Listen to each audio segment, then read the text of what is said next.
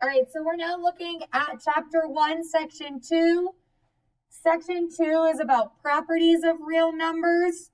So our goal for today is going to be able to identify what type of real number we have and what properties it possesses. So one of the first things we need to be able to do when identifying properties of real numbers is to actually simplify those numbers.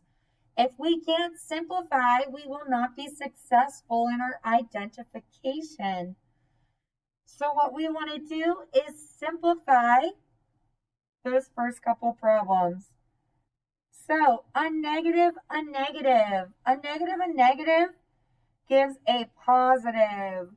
So that's the opposite of a difference from yesterday, or we get 7.2. We know that a minus turns something to a positive. So 1 minus a minus 3 becomes 1 plus 3, or 4.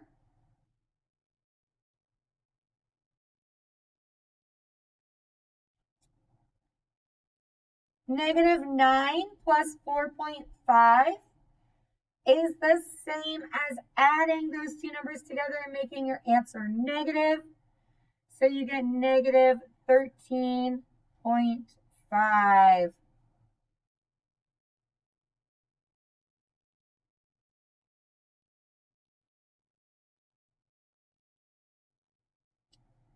A negative times a negative gives a positive. 3.4 times 2 gives a positive 6.8.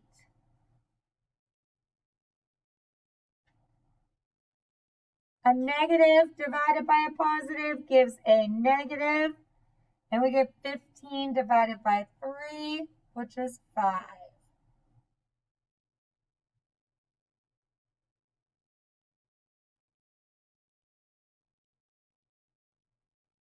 And then over in the end, you have negative 2/5 plus negative 3/5. Remember that fractions being added together have to have common denominators. The negative can be on top or bottom. So negative 2/5 is really the same as adding a negative 3/5. But when you have a common denominator, you're really just adding or subtracting the numerators. So you get negative 2 plus negative 3, which is negative 5. And negative 5 over 5 is negative 1.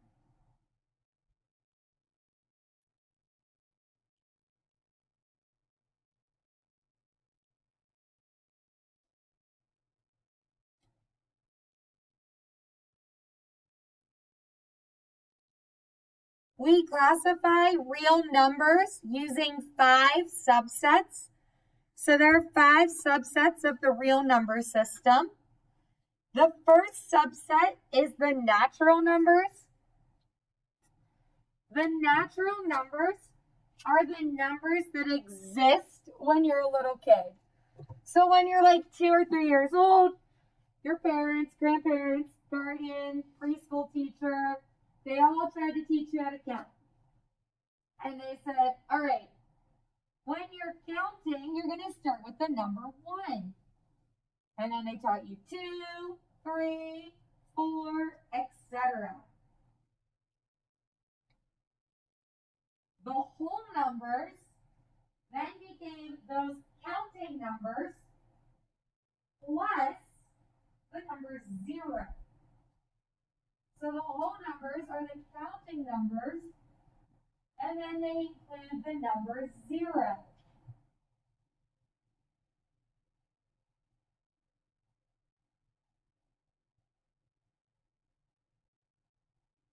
As you got older, you started to learn math, and you learned that there were these things called integers or negative numbers. You learned that there were numbers that could happen if you took stuff away. So the integers are the natural numbers, all of their opposites, which are just the negative numbers, and 0. We've learned natural, whole, and integer, but you still haven't learned fractions. So then you got to like 4th, 5th grade, and they started to introduce fractions and decimals. Fractions and decimals are called the rational numbers. The rational numbers are all numbers that can be written as pretty fractions. So that means they can be written as a fraction that has a terminating or repeating decimal.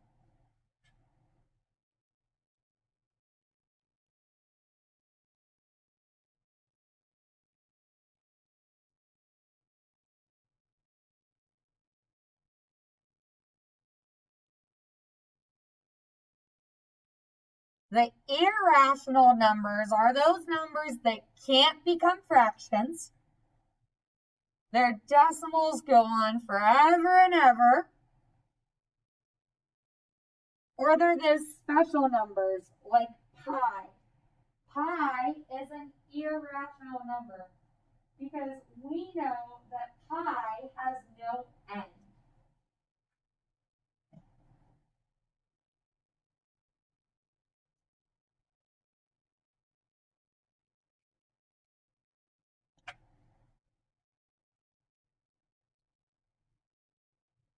The letters in red on the left are mathematicians' ways of not having to write out the words. So when we look at these problems, instead of writing the word natural, you can use an N. Instead of writing whole, you can use a W. Integers are represented by a Z. Rational numbers are represented by a Q for quotient, because all rational numbers can be written as a fraction. And a fraction is just a fancy way of saying division, and division is a simplified way of saying quotient. Irrational numbers are I, and these are all the subset of the real numbers. And the reason rational isn't R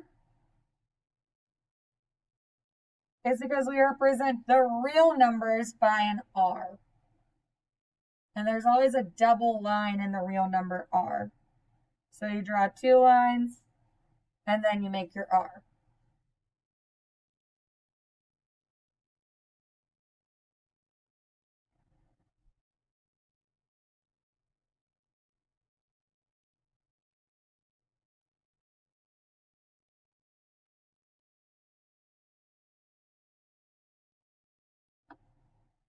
Okay? So this Venn diagram is a graphical representation of the real numbers. And I like the diagram because as you work down, you get more and more inclusive. So all numbers as you know it right now are considered real numbers. All numbers as you know it right now are considered real numbers.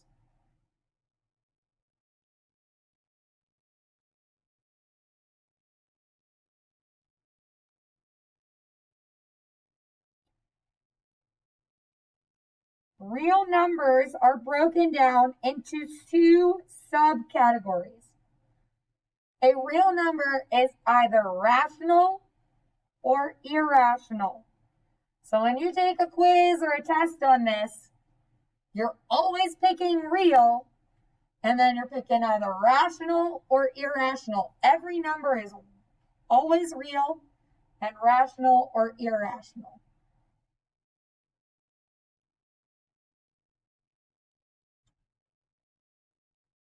If it's rational, then it might also be an integer. Doesn't have to be an integer, but it could be an integer. If it's an integer, then it can only also be a whole number. So something cannot be a real number and a whole number if it is not an integer and a rational. So if you write down whole number, then you have to also write down integer and rational. Does that make sense? Good answers, guys. All right. Let's categorize where these numbers fit.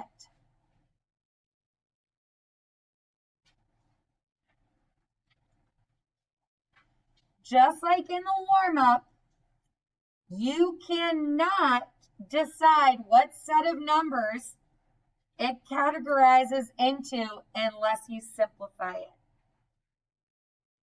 So the negative square root of 4, the square root of 4 is 2. So really, negative square root of 4 is the same as negative 2. You go back to your table, that means that negative 2 falls into the integer category.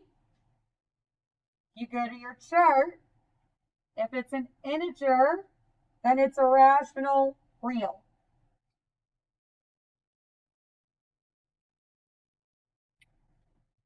So again, if it's a real rational integer.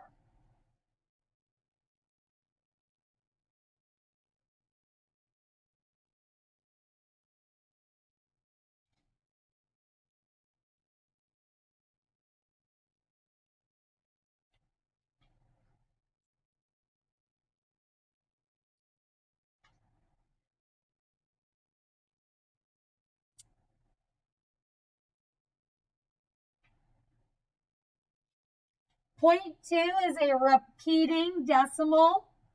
A repeating decimal can be written as a fraction. Therefore, it's a real rational.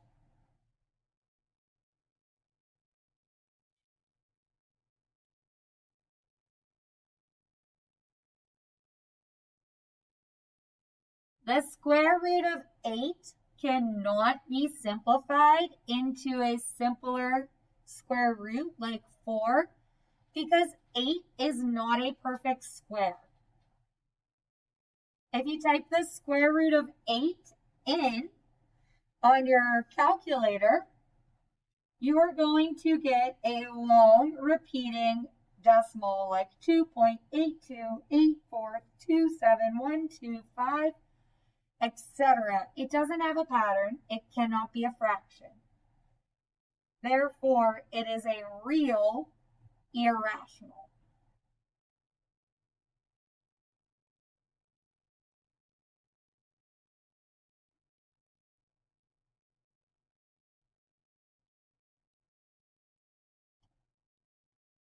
Zero is a whole number. But if it's a whole number, it's everything above it, which means it is an integer, it is rational, and it is real.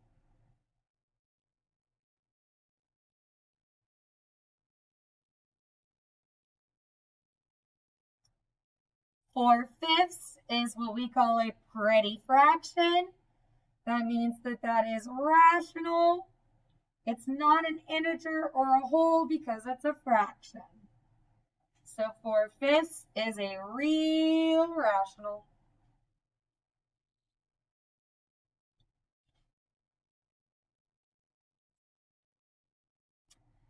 And pi is a real irrational.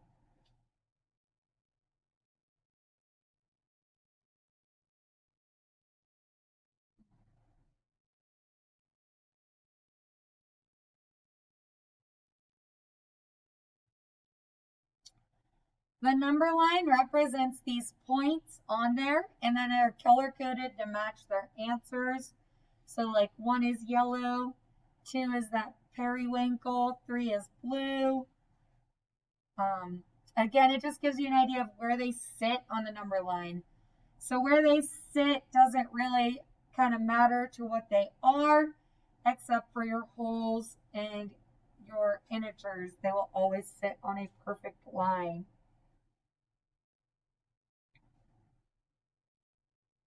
Okay, and then we have properties for addition and multiplication. So we have the closure property, which says that A plus B is a real number if A and B are real numbers. And A times B will be a real number if A and B are real numbers. So as long as you have real numbers, all of these properties hold true. The commutative property, because you've been hearing about the commutative properties since pre-algebra. The commutative property says that if you have A plus B, it's the same as B plus A. This is also kind of like the symmetric property we talked about yesterday. The reflection of both can be seen in addition or multiplication. Associative is with the word grouping. It's who you associate with. So associative goes to grouping. If you change the grouping, you change nothing about your answer. You just change the order with which you might multiply or add. The identity property of addition says that you can add 0 to any number and still get that same number. The identity property of addition says you can add 0 to any number and you will still get that same number. The multiplication identity property says you multiply by 1 of any number and you will get that same number. So multiplication identity says you can multiply by 1 and still get your original number. The inverses will get us our identities. So the additive inverse in addition gets you to 0. The multiplicative inverse in multiplication gets you 1. So A plus negative A is 0. A times 1 over A is 1.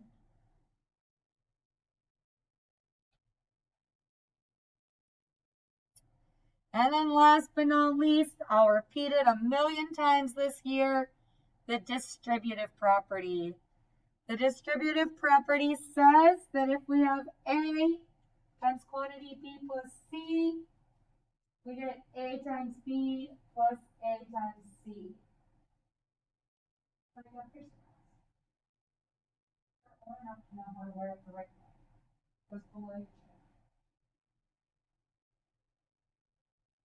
Okay? So what we're going to do in the next part is identify which property is being applied in those examples. Unfortunately, there's not a shorthand way to write any of these words. So what I want you to do now is just look at each of those problems and determine whether they are being added or multiplied. Because that's half the battle. Can you identify addition versus multiplication? Because each of these split in. So if it's addition, underline the number in the problem. And if it's multiplication, circle the problem number. Just so you know what the difference is when you're looking at those problems. So underline if it's addition and circle if you see multiplication.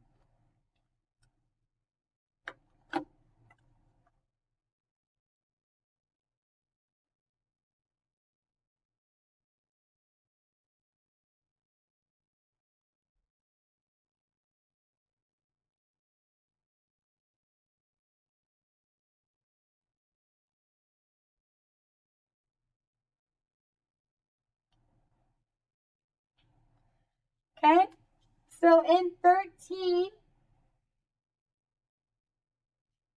what you should notice is that we have multiplication. So you should have circled the number 13. And then what changes is inside the parentheses, the order. So the order changes in the parentheses. So that makes this the commutative property of multiplication. And if you want to spare your hands, you can just write commutative multiplication. That tells me you know what changed and what operation it changed on.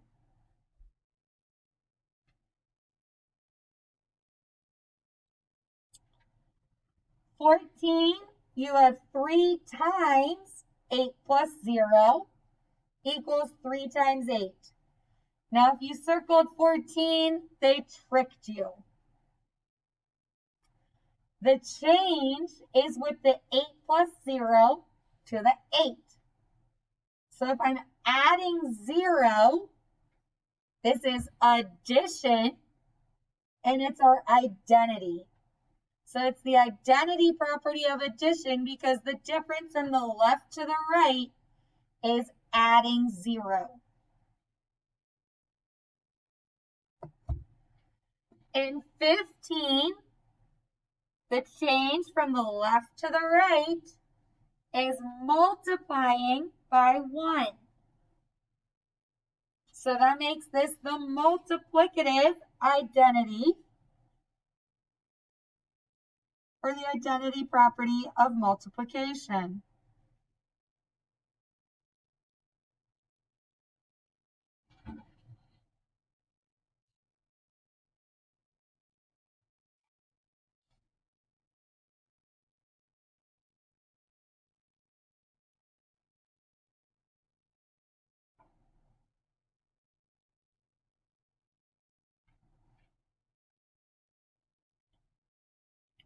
In 16, we got a lot of parentheses happening.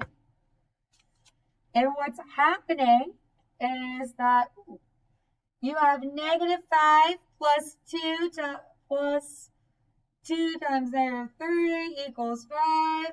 Negative 5 plus 2 plus negative 3. So everything's being added. What's changing is the parentheses and the brackets, which means it's changing what we associate or group. Parentheses and brackets are what we call grouping properties.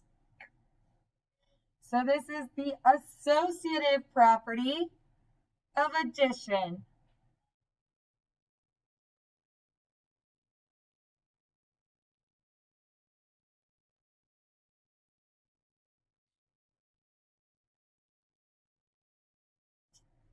$17, good old distributive property is being identified here because you have 3 on the outside and then 3 multiplied to both.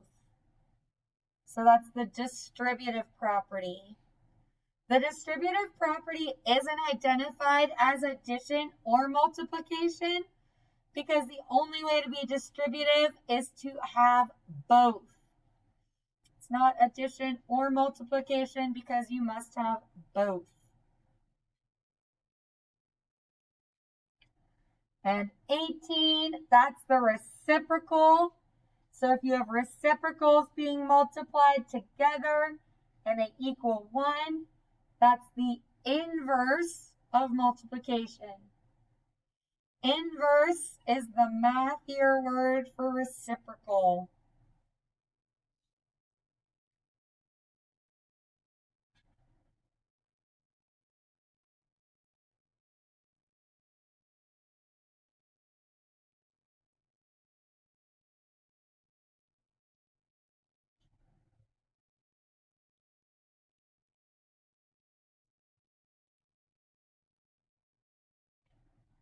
Yeah.